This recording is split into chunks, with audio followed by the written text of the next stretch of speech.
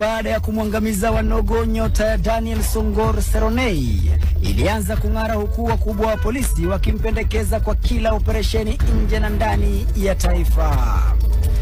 Seronei alionekana kama chaguo bora na mkombozi katika idara zote za kiusalama.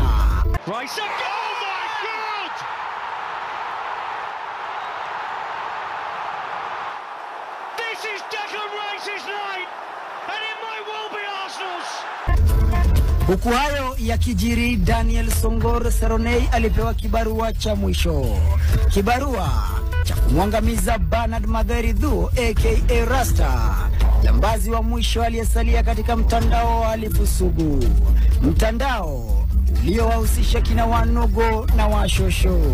A few moments later.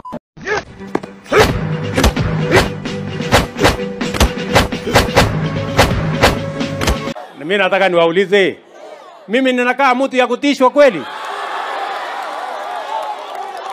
Wawache kututisha bwana. Na mimi nawahakikishia, na mimi nitakaza kamba. Jesus combining.